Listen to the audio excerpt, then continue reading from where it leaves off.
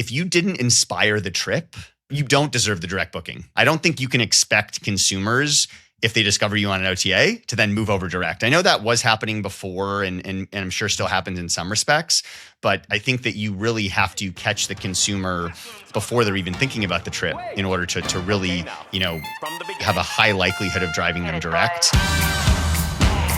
Social platforms are going to be the new OTAs. Whoever owns the moment of intent controls the bookings. Are we going to get a bubble? There are thousands of hotels with hundreds of rooms that still need to be filled. We're going to be focused on this independent, cool lifestyle and luxury, but I have to market like a bank. I think that we can give our 2 cents into the stories that are going on. Will be in your ears and on your screens every Friday morning. Let's do it. Let's roll.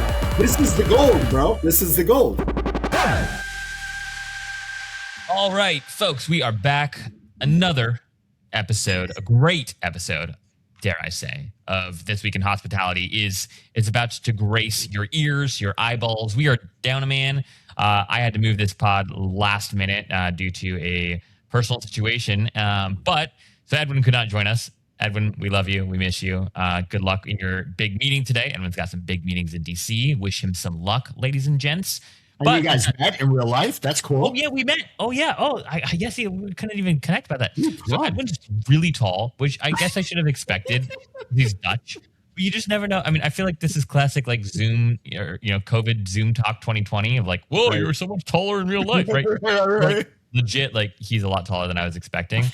I will say, so we met with a good friend of mine he's a hospitality investor, and he's actually an investor in Journey as well.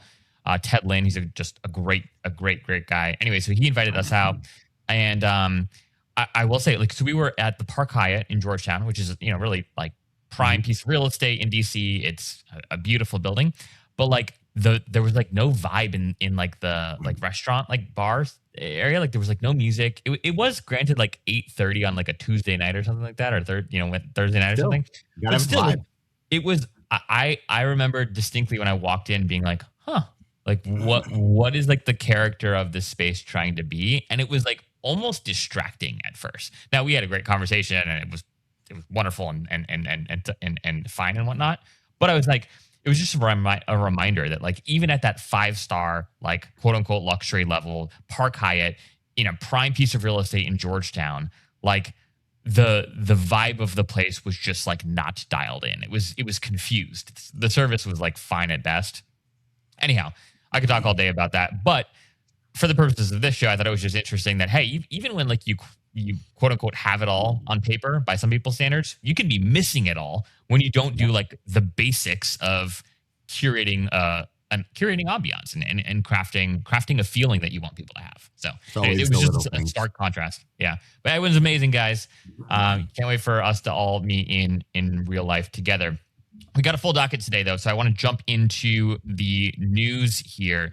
Ben, I want to go to you first with this story. So this is a story that really comes from a Cloudbeds report. Cloudbeds, if you don't know, leading PMS in the space, and they put together one of the first like independent hospitality specific reports. Folks have done versions of this, but theirs was pretty comprehensive, and there were several interesting takeaways from the report. The thing I found most interesting that I want your all's feedback on is their notes, their observations on the quote unquote direct booking movement. So, for years, the industry has been pretty loud that it's time to drive direct bookings, own the guest data, protect your margin. Ben's pretty loud about it. Ben's pretty loud. Yes. Ben's pretty loud about it. A lot of people have been pretty loud about it, right? Protect your margin. Well, according to this report, the reality is moving in the opposite direction. So Cloudbeds 2026 State of Independent Hotel reports that this is an analysis done of over 90 million bookings across 180 countries, shows that OTA share is climbing in terms of OTA share of bookings to 63.4%, up from 61% just the year prior. In some markets, it's nearly 80%. This analysis also took a look at OTA bookings cancellation rate versus direct booking cancellation rate. And OTA bookings are canceling at 22% more than than direct bookings at 10.6%. Right? Sorry, let me phrase it again just so I get that right. I'm gonna mark this. This is actually really important. So it also looked at the difference between OTA booking cancellations and direct booking cancellations. And OTA bookings are canceling at 21.8%, which is more than double the cancellation rate of direct bookings at 10.6%. All the while, independent hotel performance is slipping. RevPAR is down 5.4%. ADR is down 5.8%, while branded hotels during the same period of time remained stable. We've been knocking on OTAs for a while. There was the whole scare of will bookings happen in ChatGPT? Will OpenAI push for bookings in app? All while that's going on, Booking Holdings grew 16% in revenue year over year. Now, this was end of 2025, so maybe the 2026 story will be a little bit different here. And obviously, Airbnb is entering into the space, driving more competition. They're promising, slightly less take with the same dependency that you can expect from a captivated audience. Ben, I want to go to you here first because there's a lot of different ways we could take this story. First, I want your general reaction to the report. And then what do you think is actually going on here? Are you seeing this in your own businesses? Are you seeing this in the businesses of your colleagues?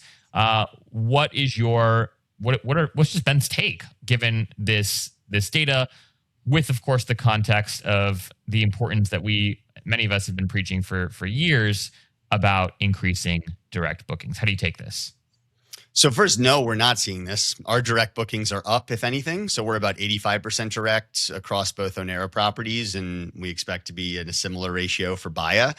This isn't a strategy failure, and it's not because travelers love OTAs. It's because hotels don't know how to create demand before the guests start searching. I mean, that's what it is and what it continues to be. The entire industry is built around demand capture instead of demand creation. And until hotels wake up and figure out how to do that, this is going to continue to happen. There's probably an element of more price shoppers with a challenged economy. Like, I think there's an element of that probably going on with OTAs. But like, the reality is OTAs sit at the moment of intent when somebody's already decided where they're going to go oftentimes. And unless hotels can buck that trend and sort of inspire somebody to stay with them before the guests even start searching, then this is going to, I think, continue to happen. And there is one real weakness, and it's interesting this came out from Cloudbeds because, I think they're maybe we use Cloudbeds with Onera, but like best of the worst in some ways. I think that booking engines for hotels are awful. They're low converting. It's bad UX. The attribution is horrific. I mean, we talk about this. Hopefully, Journey can help us a bit with this. But on the direct booking engine side, it's just awful out there. And I think whoever builds the Shopify for hotels is going to unlock massive direct booking upside and just clean up because it's so bad out there. But I don't think that like the main issue here is that like guests don't trust booking direct or they really want to, book on OTAs. I'm sure there's some price shoppers out there, as there always will be. I think the issue is that hotels don't know how to generate their own demand and inspire guests to book before they're on the OTA. That's the issue. Yeah. I also think one of the things we're seeing too is there's this sense of like, what is the true benefit, right, of booking direct versus booking via the OTA? I mean, admittedly, like I've done this where it's like I'll go to the hotel's website. The price is like pretty comparable. Sure, maybe you get 10% off, right? Sometimes, but then the benefit of booking direct, other than like help the margin of the hotel, right, which the average consumer isn't going to care about, is really just not clear, right? Now, where I think it does become clear sometimes is when you show up and you check in, right? And depending on the property, like they might treat you different if you are an OTA booking. I think that we've talked about that ad nauseum. That certainly happens in some contexts. I would argue that, we're in the hospitality industry. You should treat every guest like your best guest, regardless of where they booked. It's not their fault, right? Maybe it's your fault for not creating that demand that you were just talking about, Ben, right? But point being, I think that there's a lot of work from a benefits perspective to communicate to guests to understand like why you do want to book direct. But I also was curious, Ben, to get your takes on the infrastructure component. So I'm glad you touched on that because the OTAs have incredible infrastructure, right? They have incredibly sophisticated marketing programs. Their tech is fantastic, in comparison. And so how much of this is really like the consumer is just confused about whether they should book direct or whether they should book through the OTA versus like the infrastructure is just so freaking bad that it adds way too much friction for the consumer, and or maybe the booking, maybe the share is actually inflated a little bit because we're not capturing, to your point, Ben, enough data on where people are converting, why they're converting in the way that they are, and maybe that share isn't as dramatic as it might look at face value. But Scott, what's your take here? Yeah. So Zach, I also think that, I mean, let's look at the simplest reason out there. I mean, OTA's marketing is more fun, and people book because of fun. Like I think the industry has been lying to itself for years on this one, not intentionally, but because it sounded right it made everyone feel in control. Push direct, reduce dependency, own the relationship. Great in theory, but completely disconnected from how people actually behave today. Consumers have already made their decision. They want optionality. They want speed. They want a platform that lets them compare everything in one place, back out whenever they feel like it. That's not a pricing issue. That's a psychological shift. And you don't reverse psychology with better booking engine or loyalty email. What blows my mind is how many brands are still treating this like a tactical problem. Let's optimize the conversation. Let's improve the UX. You're trying to fix the wrong thing. The issue is trust and convenience, not design. So, I mean, look at me, for example, right? So I travel full time. I stay in hotels. I mean, if you block out like friends' houses and stuff like that, I stay in hotels 320, 30 days a year. Okay. When I'm not on a trip, obviously when I'm on a trip, things are taken care of. But in between my trips, 2-3 days here, a week or two here, sometimes a month, whatever, I book my own hotels. I have never used the OTA once in my life, ever. So I'm booking over. No, there's no specific reason. Yeah. For me, I always look at the downside potential. What if I do have to cancel? What if I want that upgrade? What if I want, and dude, hotels treat you like lepers when you book through OTA. It's just ridiculous. So I reach my titanium status every year on Bonvoy because I book over 100 nights a year myself. It's crazy. It's crazy. So that's the real opportunity, is not fighting the platforms. It's building a brand so strong that people come back to you regardless of where they booked the first time. That's where almost nobody is focused, because it's harder and it takes longer. And you don't see the ROI, like the dollar bill. The ROI isn't falling on top of your head in 24 hours. So again, they see it as an expense, not an investment. I want to tell you a little bit about Journey. Not because Journey makes this episode of This Week in Hospitality and every episode of This Week in Hospitality possible, but also because I'm on the founding team there. And I want to share a little bit about why I joined Journey, what we're building, and really extend an invitation to you all to, first and foremost, become Journey members yourself, and then also consider applying to be a part of the Journey Alliance. So let me explain very, very quickly what all of this means and why you should care about it. So first and foremost, the reason I joined the founding team at Journey is because I believe something pretty deeply, that the best places to stay in the world typically aren't the biggest ones. It's typically not the flagged properties. They're smaller boutique properties that evoke a sense of deep soul, character, a story, right? We've all had these travel experiences where we stay in this property where we feel like the operator, the staff knows us, right? We feel taken care of. The temperature in the room is just right. They saw that we were struggling with our bags and we had couple kids with us, right? And they offered to entertain the kids with some fun little toy that they had stashed behind the front desk, right? We've all had experiences like this. And those experiences are notably different than the experiences that you might get at a standard Marriott or Hilton or Hyatt hotel.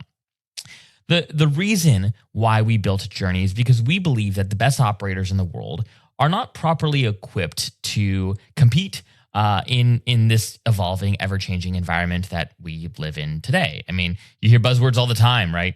What is AI going to do to the little guy? And we believe that actually AI empowers the little guy. AI empowers boutique and independent properties in a way that historically they haven't been empowered. We believe, like, for the very first time, these properties with soul can actually compete in a very meaningful way against flagged and more traditional properties. So what is Journey? If you're not familiar, Journey is a loyalty and guest intelligence platform built specifically for independent hotels, residences, and high-touch hospitality brands. I like to tell folks that Journey becomes your partner in all things AI, your partner in enabling guests to make it a very easy choice, quite frankly, to stay at your property, right? The best independent properties versus the properties where they might have status, right? Or get points or get rewards at staying at, those being, the chain hotels, of course. So what Journey does is we become your official loyalty program. We enable travelers to earn points and rewards by staying at your property, right? And it's not really just about the points. What it's really about is helping give consumers a reason to choose the boutique property, right? And make it an easy choice. So they're not giving up, status that they have with Marriott. They're not giving up the opportunity for a great room at a Ritz-Carlton. They get to pick your hotel, which is the better hotel, and also still earn status points and rewards for picking you. We believe very strongly that the best hotels in the world, the best residences in the world, are ones built by operators who care about the story of the place, right? And so we want to help you tell that story. We want to help give you the intelligence to make every guest your best guest. We're living in a dynamic world where, for the very first time, you truly can personalize every experience, every part of the stay, down to the individual traveler.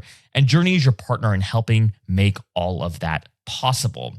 Now, Journey's very curated, right? We really do want to partner with the best. And so we don't take on any hotel that asks to join our program. In fact, we turn down about 60-70% of folks who do apply to be a part of the alliance. But if you're listening to this episode today, if you like This Week in Hospitality, and you have an independent property that you believe has soul and a story to tell, we'd love for you to apply to be a part of the Journey Alliance. You can do so at journey.com/alliance.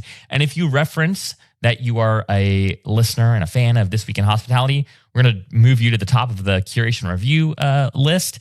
And then also, if you are accepted into the Alliance and you join the Alliance program, we've got a special gift and really exciting opportunity to share with you for those who qualify and join the Alliance. So if you want to learn more about what we're building at Journey and why we're building it and why we believe now is the time to build a program that enables you and empowers you with deeper guest insights, right? Doesn't hoard guest data, which the traditional OTAs do, right? And the traditional loyalty programs do. Then I want to invite you to check out journey.com/alliance. You can connect with one of my team members there, or, you can just comment on this episode wherever you're listening to this podcast, or find me on LinkedIn, and I'd be happy to answer any questions you might have. But really encourage you to check out Journey. Again, Journey makes this episode and every episode of This Week in Hospitality possible. All right, guys, enjoy the show. Check out Journey and let me know what you think. Take care. Bye.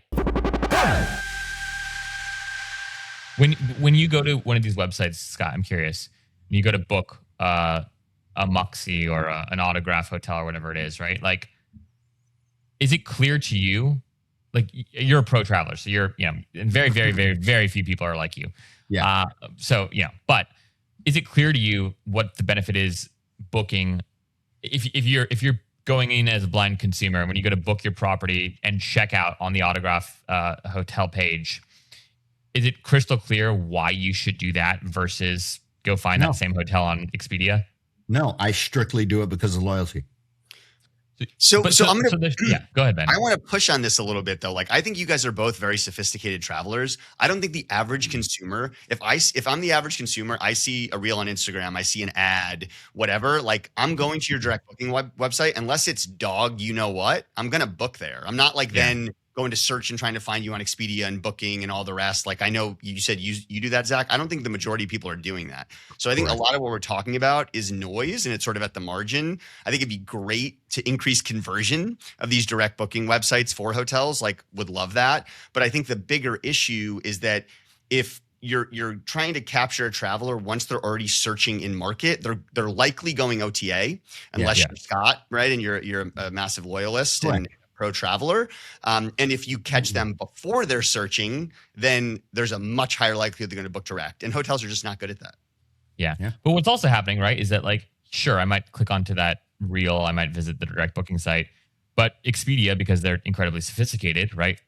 They're the ones retargeting me with the same hotel, right? And they're telling me, hey, book this hotel that they know that I saw on Expedia. Hold on, though. We run a ton of retargeting ads. It's super high ROI. Why is the hotel not running those retargeting ads? They should be. They absolutely should be. 30 to 1 fucking ROAS. Like, why are you not running those retargeting ads? You know, so like, how sophisticated do you need to be to run a retargeting ad? That's the part that I'm just like, because they don't apply a budget, because the budgets are applied to wrong places. The infrastructure problem, right? Is like, you know, I mean, in theory, like the PMS is like this. They should be helping, right? Or so, I guess no one really has the Shopify for hotels yet. Something that, you know, we're working on building. But like, point being, like the why haven't the PMSs done this? Like, I'm shocked. Like if Cloudbeds and Muse, why haven't they built out these networks, right? These retargeting. They don't have the money. I literally you mean the retard? Like, why aren't they doing it? Well, I think the honest answer is that they don't have to, because they're best of the worst, right? Yeah. There's no motivation because there's no better option. So that's what I think it is. Yeah. I mean, it just seems and like, you know, granted, it's a totally different business, and I get it in some respects, but it seems like that is the solution, right? To helping folks capture more of this demand, where if you're already doing the work, and now most people are not already doing the work of creating this great content, but then like the fact that Expedia can just literally, because they're more sophisticated from a marketing perspective, swipe in and then retarget Zach with all like, and a better rate, by the way, right? Because they can dynamically change the rate. You also have to understand, these people are applying real budgets. Like real marketing budgets. Hotels are not.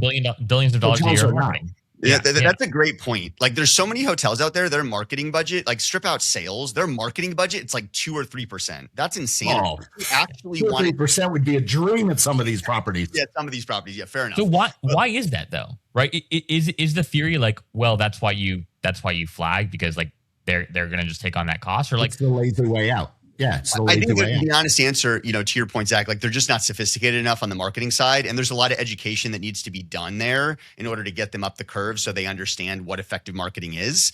So they just treat it as in a lot of ways, they treat it as a cost center, except for ads, which are more easily trackable. But then they can't scale the ads because they don't have good creative. They don't have good creative, so they can't scale the ads. You don't have a high performing ad at $10,000 a month. You have a high performing ad at like $800 a month, which doesn't move the needle. So it's challenging. I think education is the answer around. I have a very high level of confidence that me and Ben's agency will have a job for the next 100 years.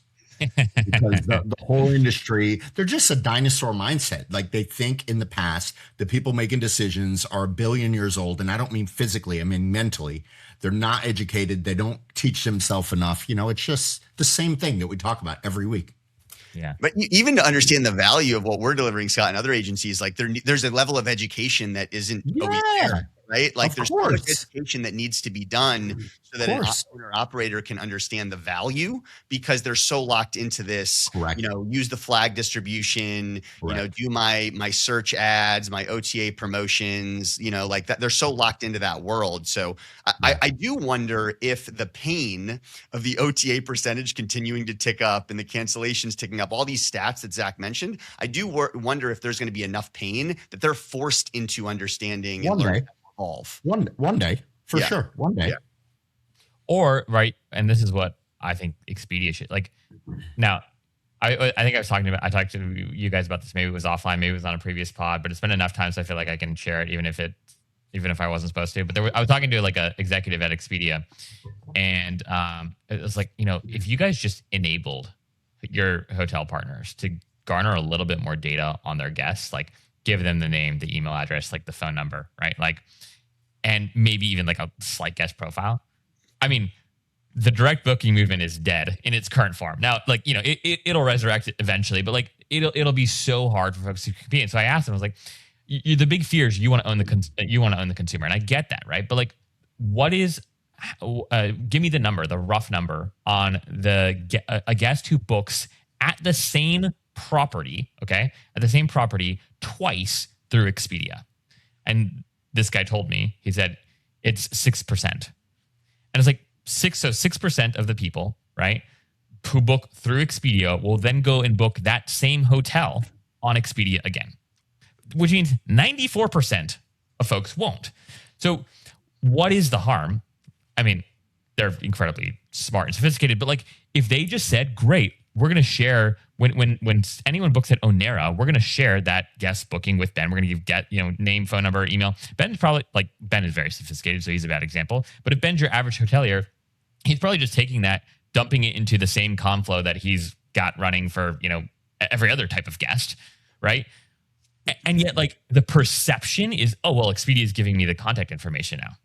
And like that's maybe even a little bit of a guest profile. And that's what I want. So no, I'm not going to go spend money on all these. It just seems like a no-brainer in some respects. And yet, clearly, there must be, I know that there's more to it, but I was shocked that the number, now maybe he was screwing with me, but I was shocked that the number was so freaking low. That's a fascinating stat, though, based on what we were just talking about. Like, to me, that's, okay, like the guest doesn't prefer the OTA. That's just where they found you.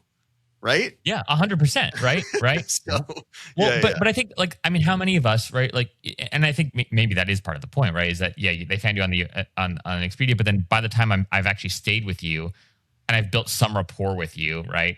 I remember your name now, quite frankly, like the name of the hotel. So then that's what I Google first next time I'm trying to go back to that particular city versus like discovering you on Expedia.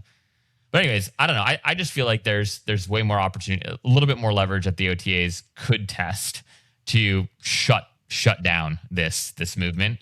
Now, I don't want that, and I don't think that's like long-term good. But that's what I would do if I were them. Closely related story, but let's jump to this one. So there was a story this week in Skift that Hyatt is tying its C-suite pay to direct bookings and lifestyle hotel goals. So coming off of this story, everyone wants more direct bookings. Even at the highest of flag levels, they want to see more of the guest transactions occur on Hyatt specific websites versus the Expedia's, the bookings, etc. So they tied the chief commercial officer Marks. He had a multi-year incentive tied to growing direct bookings, specifically direct channel share, and that target wasn't met. So he got paid zero. There was like zero payout, which I thought was cool because you don't always hear about like executives missing their goals and then like not getting the payout. But apparently this happened in this case. At the same time, Hyatt doubled down on lifestyle hotels as a growth engine.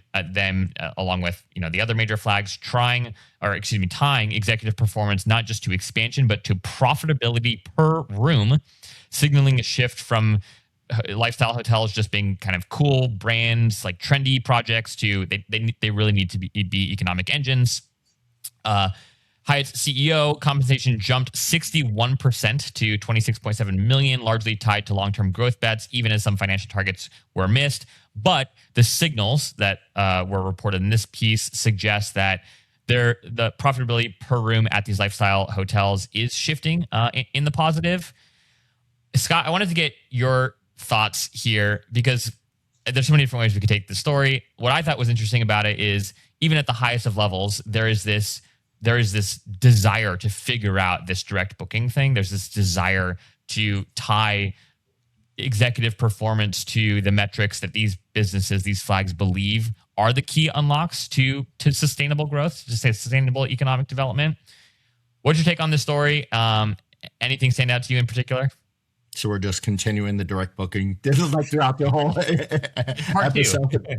So, I mean, this should be a wake-up call. I mean, it's like the thing that people talk the most and do the least about. Fair. A lot of talk. Yeah. This should be a wake-up call across the whole industry, but unfortunately it won't, as we know. When a global brand with scale, resources, data, and one of the strongest loyalty ecosystems in the world puts executive compensation behind a goal and it still doesn't hit it, that's not a miss. That's a signal.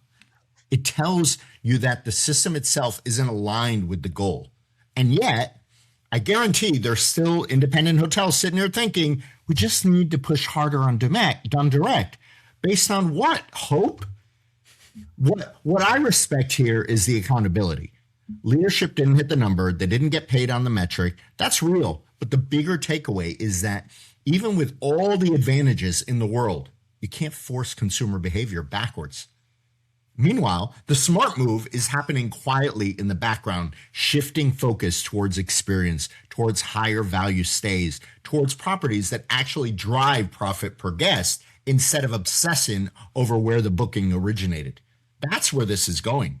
Channel obsession is a distraction. Value creation is the game. Do you think, and Ben, I want you to answer this too, but Scott, for you first, do people dramatically underestimate the potential ROI they can get when they take content into their own hands, when they put together a sophisticated marketing strategy, or do they overestimate the ROI they think that they should get? Because what sense do you think the folks that you guys talk to have for what a program to do something like Hyatt tried to do, which is increase direct booking share? What should that cost? Now, maybe Hyatt's a bad example because they're huge, but like when you're in these conversations and the budget comes up, what is the reaction? And like, how do people are people like underwhelmed? Like, oh, okay, well, you can increase direct bookings by 10% if I pay you X? Or is it like, what? It's going to cost X to increase direct bookings by 10%? Like, I know it varies probably dramatically, but Scott, what's been your experience here? They underestimate it for sure. And the reason they don't do it is because it doesn't happen fast enough. They underestimate the investment or the potential ROI. The potential ROI. They don't believe it will happen, and they expect it to happen immediately. And building brand doesn't happen immediately. It takes time, but you're building a bigger brand over longer term. Like, are you building heads and beds for the next 5 years, or do you want a brand that lasts 25 years? Like, that's the bottom line, what you need to ask. And they, again, I will not hold back from saying this enough. They view it as a cost, not an investment. Yeah. They're terrified of the attribution issue. That's what I've found time and time again. And look, oftentimes when I get in front of an owner, they're down. It's when I'm talking to the marketing team and it's not perfectly trackable and they're not willing to think outside the box of how we can figure out the attribution piece, like running a survey, very simple things, right? When there's a fear around it's not perfectly trackable and therefore I can't invest in this, which is a shame because that's actually the opportunity. So many groups don't invest because of the attribution challenge. So that becomes the opportunity for those that do. And there's simple ways, right? How did you hear about us? Ask your guests in the booking flow, right? And we found that to be starkly different than what Google Analytics will tell you, right? For Onera, we consistently under 5% of our revenue is attributed to organic social. Our guests tell us it's over 50%, which is just bonkers. But part of that's buyer behavior. It's what Scott's talking about too, right? It's like, the journey of discovery to booking can take months, in some journey. It can take months. So, that's part of the issue too. They hear about you, and then when they're actually ready to book, they go Google it, and it shows up as branded search. How do you think they heard about your hotel? Right? There's got to be some reason, but that's what I think. And how do you guys? And I want to drill into this just because you guys are both doing this day in and day out. And is there a formula? Like sure, right? People aren't dumb. Well, maybe some people are, right? But like your average hotel owner that you're talking to, or even your management group, understands their own travel search behavior, at least somewhat, right? And understands like, yeah, you might see something on Instagram, but then like you get busy or your kids start screaming and you drop your phone and you leave. And then like, the next day you remember and you Google the name, right? The flow that you just described, Ben, like how do you help people understand how to properly attribute that? Because, to be clear too, like sometimes you Google the name of the hotel, you click on the hotel. If the booking flow or the booking flow experience is like shitty, then like I'm bouncing, right? So like, and then Google's retargeting me, right? So there has to be some credit, right, to you outbidding your competitor or whatever branded search term or even just search terms more generally you're competing on. So it's not that there's zero value there, right? But who should hold the lion's share of credit, if you will? Like, how do you help break that down for people so they can understand what an investment in a great Instagram reel, is worth versus what a, branded search campaign is worth? Yeah, so attribution models notoriously are focused on last click, right? I mean, Yep. that's usually how they work. And I think that's pretty backwards for hotels. We talk about this a lot. Like discovery is one of the most important parts, right? Before they know about you, they're not booking you. So I think that's a little bit backwards. How we describe it, there's three ways that you can effectively attribute to organic social, and Google Analytics is not one of them. I'll give out that secret. So one of them is through survey. How did you hear about us? Trying to grow that percentage of people that heard about you through social. That means you know your content's working. The second way is just, is your direct booking share increasing, like total direct bookings or percentage direct bookings? And the final one is an estimate, but this is what we use the most because it's the most down funnel metric. It shows the most intent on platform. It's actually trackable in Instagram, let's say. And that's what's called external link taps. So that's the people that are going into your profile and clicking on your hotel booking website. So they're actually more interested, that they're going to your website. They're thinking about actually booking your hotel. So we look at that number very closely, and then you can kind of run the estimate pretty clearly of revenue impact. It's the amount of those website visitors, so those external link taps, times the website conversion rate, which is usually 0.5% to 1%, something like that for at least upscale and luxury properties, times your average booking value. So if we're driving 10,000 link taps a month, it's 1% conversion rate.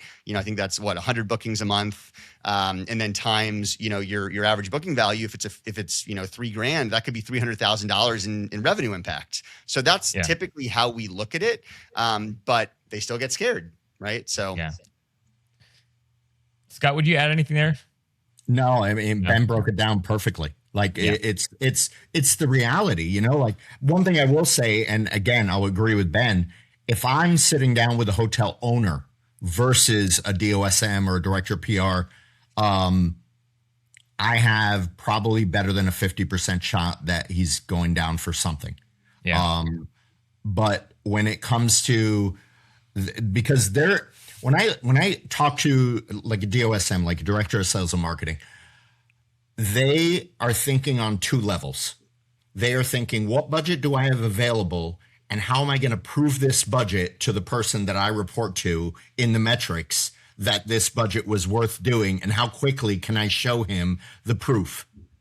So, listen, there's some things that are just not trackable. Like, and they get scared when they hear things like that. Like, how do you think you build brand? Brand is not showing. Yeah, you're right. Ben knows, like, this is the craziest conversation that I have with people. They want people to like be super evangelists to their brands and come back and be so loyal and book every year and this and that, but they don't want to build brand. Like, the crazy thing though, this is the part that just blows my mind. They're willing to spend like $5,000 to $10,000 a month on PR, which is zero trackability. At least, yeah, right. I mean, close to zero trackability. So that's. But it's vanity metrics. Yeah. It feels good to be, to be included in travel and leisure, travelers, like whatever, top 10 picks of whatever. And again, it's so I do this on multiple continents. It's different everywhere you go. Like you have to lean into the vanity metrics when you're pitching in Africa, in the Middle East, in Asia. I mean, vanity's huge out there. Like it's yes, ROI and proper real marketing counts, but vanity's still huge. Yeah, huge. It's crazy. Yeah, and it seems to me too that like maybe something we should do is like help define, like, even in like whether it's percentages or help reimagine like the new last click attribution. Like what should that actually be in today's ecosystem, and specifically obviously for hotels? Because Google and Meta, quite frankly, both take a ton of credit, right, for things. Of course, tons and tons of credit. Of course they do. I mean, what are you going to say? Like, wow, my like, I'm more sophisticated technically than these platforms? No, like you're not, right? I know the audience better than they do? No, you don't, quite frankly, right? And so it's a lose-lose situation. But right, maybe there is just some simple framework of great, like you want to, and Ben, I think what you just outlined is great and like a great start. But even like more granular, hey, on average, if you're posting, 5 of these types of reels or whatever the content might be per month, this is the percentage increase that you should see in your direct booking share. That's how you know it's working. If bookings overall are still down, it's not social's fault, right? It's not your organic strategy's fault. It's some other factor, right? But then I think, marketing notoriously, and this is true for every industry, it's like the first thing to be cut anytime like things are feeling tight, right? Is like, cut the marketing expense, which is ridiculous because it's like, well, then you're basically cutting your legs off there. That's when the smart operators spend more, not less. Exactly. Right? Exactly. There's less competition. But anyways, we could talk about this all day. Scott, I know you got to bounce soon, but I wanted to bring this story up because we had Jason on the show a few weeks ago, a couple months ago now. Jason, for those who don't remember, is the owner of Jake's Hotels. Scott was there in Jamaica for like a month or something, like several weeks at least. And then there was a cool piece that Skift put out this week that the Caribbean just posted its strongest tourism numbers since before the pandemic, with 35 million stay over arrivals, which is up 2.5% year over year. This happened despite Hurricane Melissa, which devastated Jamaica, damaging up to 50% of hotels and causing $8.8 billion in losses. Jamaica alone saw sharp declines, airport traffic down by 525,000 passengers, cruise arrivals dropping 44% in November, and yet the broader region still grew, driven by U.S. demand, 17 million visitors, and a 23.7% surge from South America. Even more telling, cruise tourism surged 5.2% to 35.5 million visits, helping offset land-based disruption. Kind of takeaway here is Caribbean proved it can absorb a catastrophic shock and still grow despite it. Scott, I wanted your take here, obviously, because of your relation with Jason and Jake's Hotels. Obviously, their story is a little bit different since they were, the center of the disaster. But interesting to kind of see this piece come out relatively recently after speaking with Jason. What do you think about this and any color that you might add to this story?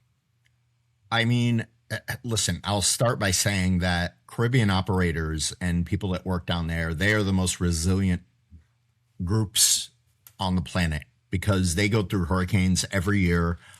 They bounce back every year. The Caribbean, it's one of those rare destinations that has year-round travel. So even during hurricane season, there's a lot of places in the Caribbean where you're out of the hurricane belt. You go to the Southern Caribbean, you're completely out of it.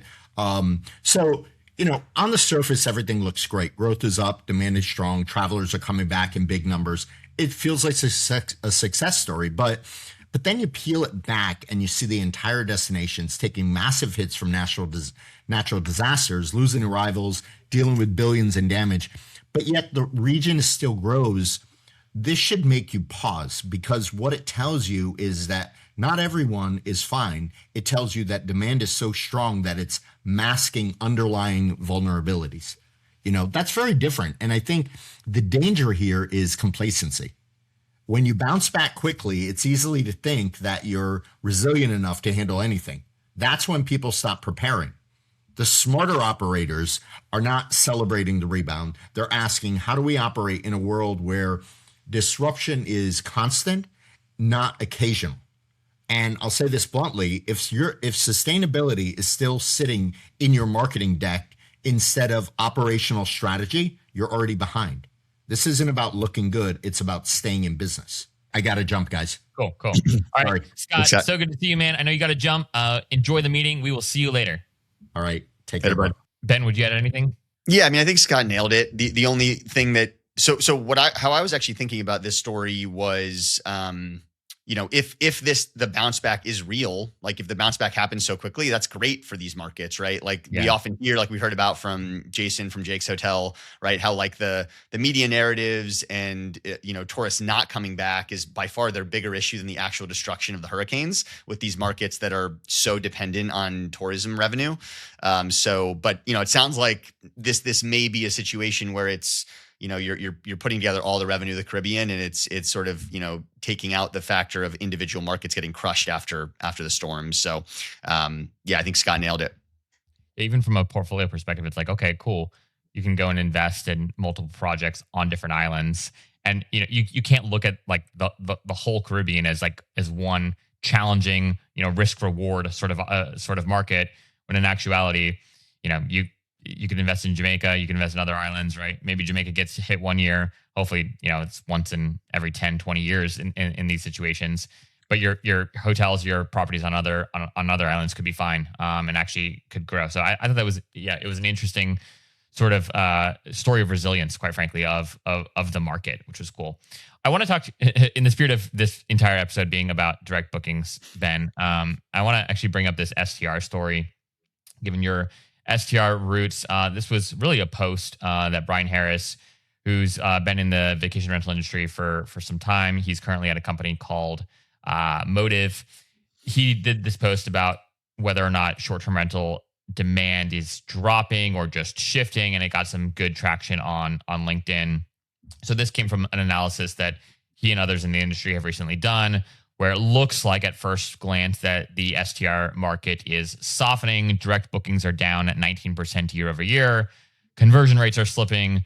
March saw a noticeable mid-month slowdown, which is, kind of peak spring break time. So you wouldn't expect that to happen, but zoom out and the picture, according to him, actually flips. Revenue is actually up 85,000 year over year, with only a modest 4% dip in bookings. This comes from their own collection of homes, obviously. Traffic is down just 4%, meaning demand hasn't disappeared, but it's hesitating. The big thesis he's making is that guests are taking longer to convert. They're comparing more. They're increasingly favoring OTAs for flexibility. He says that this is not a demand problem, but more of a confidence problem. And early signals already show that demand is increasing again in the metrics that he's looking at specifically. But the big narrative here is people are just taking longer to make decisions on where to book. And when they do decide to book, they're opting in. The vast majority of them are opting in for OTAs versus direct compared to even, a year prior. Is this just classic macroeconomic factors where it's like, well, yeah, I mean, the economy is hurting. There's a war going on, right? People are just they're not making their summer travel decisions quite yet. Or is there anything deeper that you think is happening in the STR space? I think there's a few things going on. I think macroeconomic factors are definitely a big one. One thing we've seen at Onera, which isn't necessarily in conflict with this, but like the pickup in the month for the month, the short-term bookings is like through the roof. So there is this element of like, oh, we're not going to hit our numbers. And then all of a sudden we blow through our numbers, in the month for the month. So there is some of that going on and to be mindful of. I do think short-term rentals are tough in terms of driving bookings direct. Like it's very hard to invest considerable dollars in a direct booking strategy, in content, in ads, when you're driving it to like one house. It just, the math doesn't work. Yeah. And if you're driving to a portfolio of homes, like it might work if you're very concentrated in one market, then I think it can work. But if you have properties distributed all over the country, like the marketing that you're doing for your Santa Fe home is not translating for your Poconos home. So you have to, it becomes very challenging, I think, to drive direct. The brand also, I don't think is anywhere near as strong with STRs as it is with hotels. So I think there are real challenges around that. And so, I understand why in this case, consumers are a little more price sensitive right now. Macroeconomic factors and brands just aren't as strong, and it's hard to justify the investment in them with STRs. So like, I kind of get why OTAs are even stronger here in growing share. Now, I do think that properties that are, one of a kind, top of the market, and we've brought on clients like this, properties that do, $500,000, $1 million a year in revenue, you can afford to drive bookings direct. And if you really add up all the commissions you're paying when you're not, there's massive, potential spend there on marketing that could really move the needle. So, but for your onesie, twosie properties, doing 50, 100, maybe 150 grand a year in disparate markets, it's hard to justify a big direct booking, marketing push. Yeah. No, it very well said. And another thing, I was talking to some friends recently about some of a similar story. And one of the things I kept hearing folks saying is it just requires so much more work right now to convince the same traveler that we convinced last year to book with us again. And what they meant by so much more work, it's like, it just requires more touch points. So that what they quoted is like, previously, like in the last couple of years, we could hit a consumer, a prospective guest like 5 times, right? And then they'd book, right? Based off of, again, their cohort. Now they said it takes an average of 15 touch points for someone to book direct. So like a 3x more touch points, right, for that direct booking to occur. Now, again, I think like in large part, they're chalking it up to just, macroeconomic factors. But, right, 5 touch points versus 15 touch points, right, means more work for some marketer somewhere, right, to try to convince Ben to book. And so I think like that's where there's also a lot of opportunity, though, because what I would do in this particular situation is look at this as look at this season as like the lab and just test like tons of different creative, all the creative that like you wanted to test, but like maybe you were scared to because things were working well last year or last couple of years. Just use this as like a creative sprint test and test 15 different variations of these touch points because it's taking longer anyways, right? And so I think like every situation, anytime there's something hard happening, the people that decide to step into the arena and do things that are different typically win and typically come out stronger when there's less competition or just more confusion more generally in the market. Yeah, I'm glad you touched on the creative side of things, because if you need 15 touch points to convert a guest, like there's probably an issue on the creative side of things. So invest effort, time, and energy there, and you can test things for free. I mean, not quite for free. There's still investment in content creation, but you don't have to put paid spend behind things to test creative on organic social and see what works. Ben, I want to go to Spice of the Week.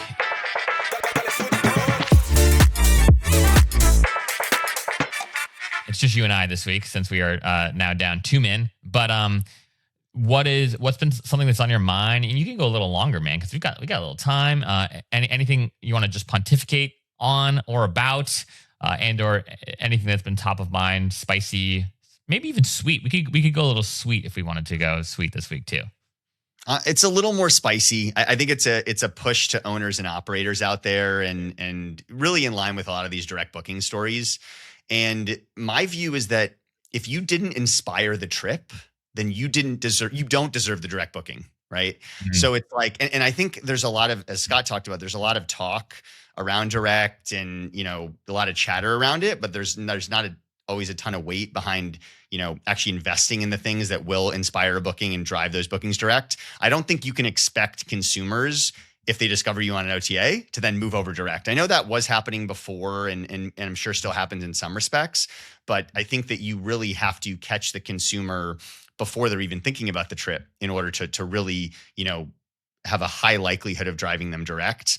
And it just goes back to this whole idea of, learning how to create your own demand, not just capturing what's out there. It's getting harder and harder to do that. Even when it comes to direct booking strategies that are capturing demand, like paid ads, paid ads for like search, for example, in a given market, it's high intent traffic, but that traffic is becoming more and more expensive, right? The winning on the OTAs is becoming more and more expensive because operators are still sort of reluctant to invest in the things that actually create net new demand. So It's a push to operators.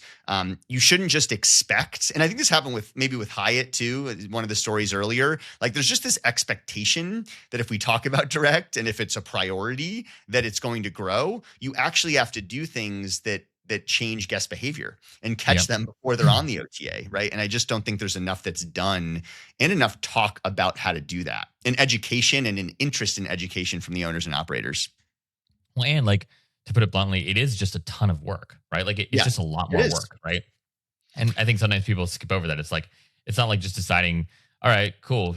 Instead of creating an OTA listing, we're just going to create a landing page. It's like, and the reason people opt in for the OTAs and why people spend so much time talking about OTA optimization first is because it's way easier. It's way simpler. It's easier. It's the great unknown, right? Yeah. 100%. But it's, it is like, it's that short-term gratification versus like long-term value, right? Yeah. It's like this, it's like that quick hit, I think there's a lack of discipline there too around like longer term value creation that, a lot of like owner operators fall into this trap of just flip the switch, rely on the OTAs. And then as these, as they get more expensive, as cancellation rates increase, all the rest, then they're in a really tough spot. So I agree with you that it is a lot of work and it does require investment. I don't think it requires as much work or investment to get smart on the topic and to learn about it and to understand it at just even like 50% more than they do today. Yeah. I think that barrier is not as high as some people think it is. And that's where I think they should invest their time. Like, get smarter on the topic so you have some ideas around what to do, what to try. How to vet an agency, how to vet a content creator partner, all the rest. Like, just get a little bit smarter, because if you know nothing, then you're afraid to take any chances, right? Yeah. And then you kind of just get left in this OTA cycle. Yep. Very, very well said. My spice of the week is maybe a little bit related, but also maybe a little bit random. I have been having more and more conversations with friends, also like, what my wife would call like internet friends, not real friends, because I've never met them, but we talk on the internet a lot. And there is a class of very, very good marketers who have worked at tech companies. They've worked with, some of the coolest brands in the world. And with everything happening with AI being this just huge disruptive, I also think wildly exciting force, right? In the market, they're going through this, like, I don't know if you call it like a midlife crisis, a mid-career crisis, or whatever it is, right? And the number of people that I have like, and this is like maybe a small sample size, but I actually did some digging and found out that there is some data to back this up. The amount of people who are incredible performance marketers, right, or really great brand people, who are now like trying to figure out, wait, do I just delegate all of my work to Claude Cowork? And it actually does, from a Meta perspective, if I'm patient enough, or from a Google Ads perspective, it does a lot of the stuff that I used to do, or that my team used to do, right? And it does it pretty dang well. And there's a little bit of this identity crisis coming about. Anyways, how this relates to what we're talking about is, I think that there is a whole class of incredible talent who, for the very first time, are thinking, maybe I want to go and like take my skills before AI totally replaces me and apply it in a totally different industry. And people want to move to hotels, and they want to move to hospitality. Now, traditionally, right, because I've been looking into this a little bit more and talking to some friends, a director of marketing job at a hotel, right, or even for a hotel brand, dramatically underpays what you could get at Stripe, or like a well-known, well-funded startup. But right, and this is where I think like there's opportunity. I think people will be willing to, whether it's start their own agencies, right? AI is, I think, going to create it's going to enable way more people to become entrepreneurs who historically might not have been. I think we could see a bunch of these like micro agencies pop up, where lead performance marketer at a well-known startup who really loves travel and hospitality and really wants to do that, but has just never paid enough, could get, because of AI, could build systems in Claude Cowork, could build really cool skills and tasks, and then take on like 3 or 4 clients, right? And make more money than they're making at their tech company, but be able to do way more of the kind of work that they want to do. So this is maybe a little bit out there, but I think that there has never been a better opportunity for the hospitality industry to step up and try to attract this kind of talent, because I think a lot of this kind of talent is burnt out and exhausted and trying to figure out how to do something a little bit more meaningful with their skill set.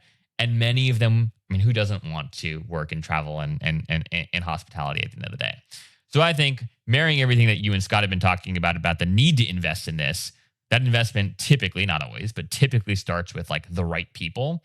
And I think it's time to aggressively go find the right performance marketers, the right brand marketers, and invite them in to help create this long-term, ever-sustaining brand that many of, I think, our listeners aspire to create.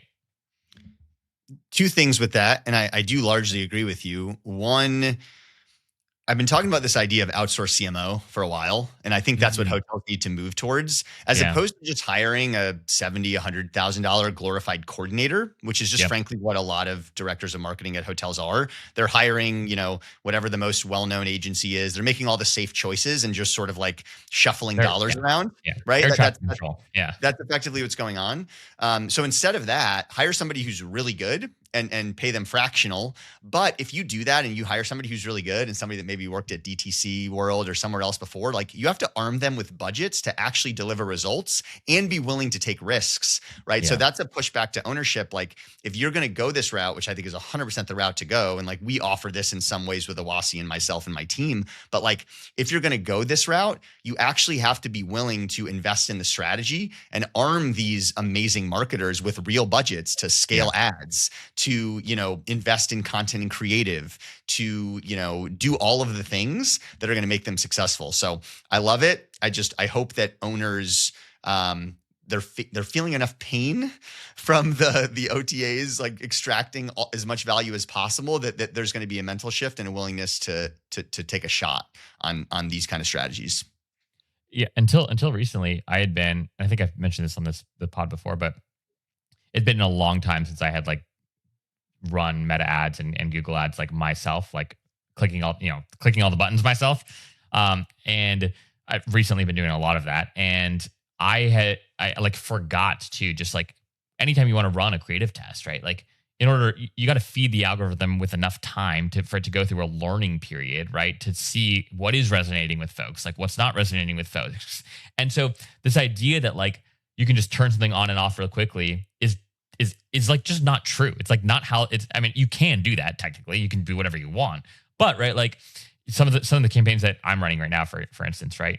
The CPA on that campaign, the cost per lead, the CAC, whatever it is, whatever metric that we're going for, starts at 100x, 200x, sometimes 400x what it gets down to after a good learning period. And this is not unique to us. This is true across the board. But point being that anytime you want to test new creative, like you've got to have like at least a few days, right? Oftentimes a week plus, right? Yeah. If not months, right? To like understand, is this actually what is resonating? And that takes time. And so you need the ability to run a bunch of tests early on, but then you have to have patience. And it's so tempting, at least for me, to be like, fuck it. Like, it's been a week and this isn't like, the cost per lead, the CAC is just too high on this thing. Like scrap it all. And the times where I don't do that, it ends up being like oftentimes the top performing campaigns. And so I think we're saying the same thing over and over here a little bit, but like you got to equip people, to your point, with budget, with time. And those are two things that are just so hard to give. And I think maybe one thing that we don't talk enough about as we're talking about direct bookings and like the need to invest in a long-term brand. I mean, I have this conversation with folks regularly who are like, hey, we've got 2 years, right? Maybe 3 years tops to try this like independent thing. And then if it doesn't work, we have to flag. Like I'm hearing more and more and more and more and more of that, right? And 2 to 3 years to build a long-lasting brand, right? Very, very difficult. So like as much as, we do want to invest in brand and whatnot, I'd love your thoughts on this, Ben. But like from my perspective, it seems like many folks have a really short period of time to try to like make this thing work. And is that even enough time to try to build a brand? I don't know. Like, did any of that make sense? It does. Look, I think years is plenty of time. Weeks is not. And unfortunately, like there's way too many clients that we even work with that are like a week in, 2 weeks in, like this isn't working. And it's like, whether it's social or ads, and it's like, we're still learning, right? Like, I mean, and we do this we're all about learning. And I think, the hotel world and maybe even STR world, but mostly the hotel world they're so afraid to try new things and test things. Like we even do this on the revenue management side, like to figure out optimal pricing. We're willing to light a couple weekend nights on fire and not book them to know the top of the market is $1,800. Nobody's going to pay more than $1,800. Like so many hotels are afraid to do that. So they never reach the $1,750 because they just book out at $1,300 because they're not willing to light that weekend night on fire. Right. Yeah. So there's a problem around just playing it safe and not wanting to innovate and protecting jobs, right? When it comes to directors of marketing and all the rest. So I think that's a real issue. But yeah, owners need to look in the mirror and say, we're going to invest in this for a couple of years. We're going to spend 10, 15, maybe 20% of dollars on marketing to really try to build a long lasting brand. And so much of the value is on the long tail. like you said, right? Like it's in those retargeting campaigns aren't going to do jack for you until you've run ads for a while, right? Yeah. So until there's anyone visiting your website. Yeah. Yeah. And that's when, or done good social or, had some way of driving meaningful traffic. Like that stuff's not going to work until you've been running this stuff for a while. And so you have to commit to it for at least a year or two, right? And really being willing to invest meaningful dollars and test a lot of things and not punish people for, short-term failures that are great learnings, I think is how the mentality needs to shift. Very well said. And I think the duty for, the marketers in the room is to figure out, all right, how do you help ease some of the concern proactively? Because I think you get to the end of the month and it's like, wait, what? It's costing $100 to do with this thing? Like that seems ridiculous, right? So how do you like more regularly report on, hey, this is where we're at. This is where we are expected to be by next week. This is where we're expected to be, by if this trend continues by the week after. And I think there's more onus required on these teams to just be better at communicating like, no, this is actually expected for right now, right? Now, if a month from now, this is still where we're at, then we need to make some adjustments. But like, this is the trend line. This is where things should be going. And here's what we're doing about it. Here's how closely we're watching this. Because I think there's this fear of somebody somewhere, in a suit randomly sees a report and they're like, what? This is ridiculous. We're spending, and they have no context. And then they just want to throw away the whole program, right? And I think for years, marketers haven't been equipped with like, it takes a long time to do analysis historically and to put together like a proper like report on performance. You can do that with whatever AI tool you want today in seconds, right? And it's really, really, really good at analysis. And so I think the onus is on us, right? The onus is on the marketers at these hotels to just do a better job at keeping the powers that be informed kind of way more regularly than you might think that you need to in order to kind of reinforce that continual buy-in. Agreed. And there needs to be a receptivity on the owner side. There needs to be a receptivity that like, this is something that's going to take months to test. And that's okay. Yep. Like, we don't want to hear from you freaking out, anxiety ridden in 2 weeks. Like, this isn't working. That's not how we test and, improve and build long-term value through effective marketing. So it's both sides. Yeah. Well said. Well, Ben, thank you for your time. Scott, thanks for joining us for the first half of the pod. And Edwin, we missed you, sir. We will see you all next week. Thanks, everyone, for tuning into this episode and every episode of This Week in Hospitality. We are preparing to invite some guests to join us on the pod. And if you have listened for some time and think that you'd be a good contributor to our weekly conversation, shoot any one of us a DM, give us your pitch as to why you should come on the pod, and we'd love to consider you. Give this podcast a like, a comment, subscribe to it if you haven't already. It really helps us grow the show. Share it with a friend in hospitality. And if you've got ideas for topics or segments that you want to hear us discuss more, please don't hesitate to reach out. Thank you, Ben, for your time, good sir, and we'll see you next week. Thanks for joining us this week. If any part of today's conversation sparked an idea or helped you think differently about the industry, we'd love to continue the conversation. You can find each of us on LinkedIn, on X, on Instagram, or whatever your preferred social platform of choice is. Links to all of our profiles are in the show notes below. This Week in Hospitality is presented by Journey. Journey is a loyalty platform built specifically for independent boutique hotels and high-touch hospitality brands. Our mission is to give operators the same powerful rewards engine, data intelligence, and guest insights that major chains rely on, without asking them to give up the individuality, the soul, and the story that makes their property so exceptional. At a moment when travelers are craving unique, meaningful experiences, and operators are navigating rising OTA costs, fragmented data, and shifting expectations, Journey provides a unified ecosystem that strengthens guest relationships, increases direct bookings, and helps independent properties thrive on their own terms. We're building a global, curated alliance of exceptional hotels, villas, and residences, a network that rewards exploration, empowers individuality, and gives independents the scale that they deserve. If you're an owner or operator of an extraordinary independently owned and operated hotel or residence, and if you want to see whether your property is a fit for the Journey Alliance, you can learn more and apply at alliance.journey.com. All right, friends, we'll see you next Friday. Until then, keep building experiences that are worth remembering.